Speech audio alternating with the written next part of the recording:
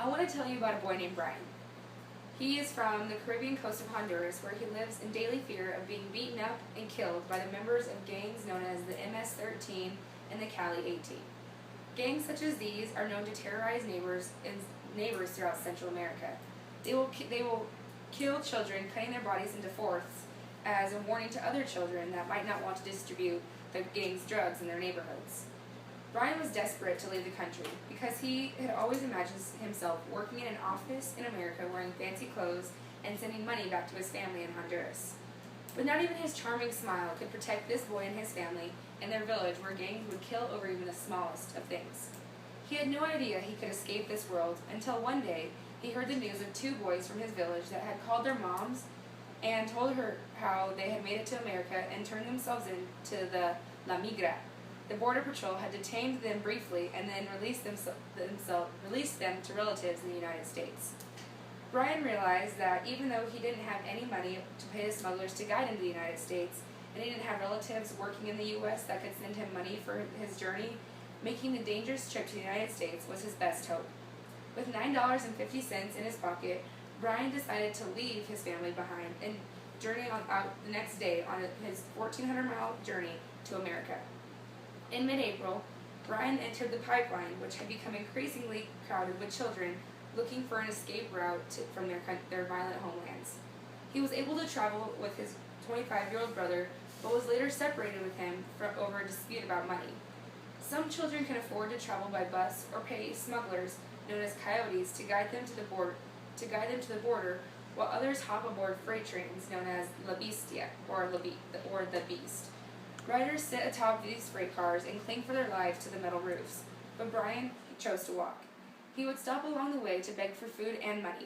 He would swim across rivers in the middle of the night so he wouldn't have to pay crossing fees and so he could avoid the Mexican authorities.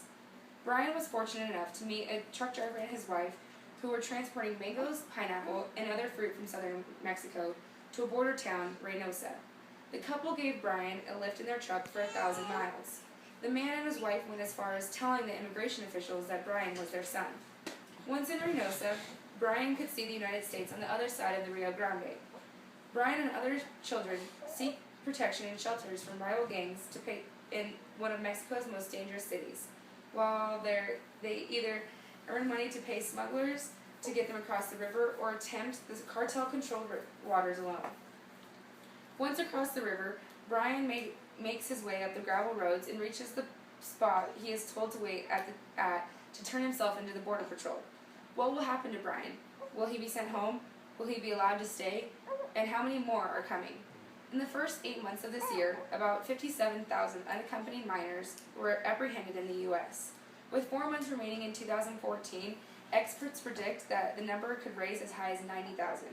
More than 70% of these children are from Honduras, El Salvador, and Guatemala, the three countries in Central America with the highest rate of poverty and crime.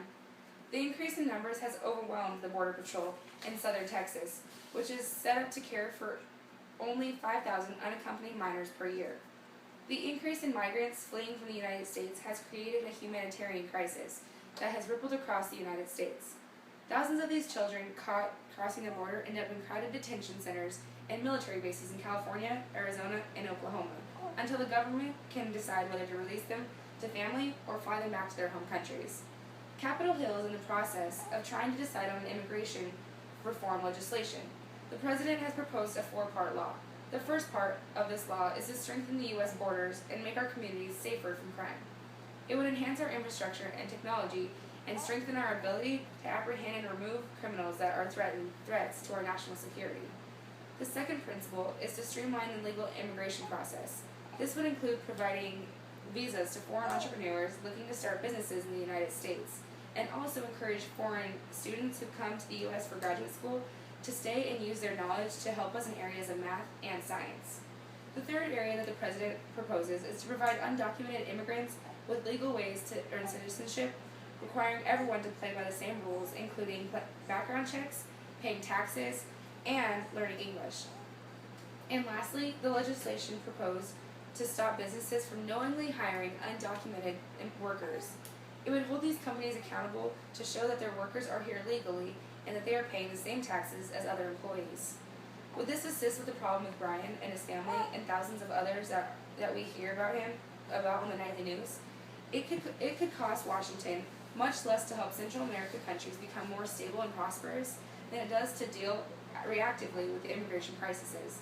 To put this in perspective, it takes about $6,500 for tuition at the most expensive university in Honduras, which is about 1/10 of what Washington spends to keep and care for one child in a detention center for 1 year.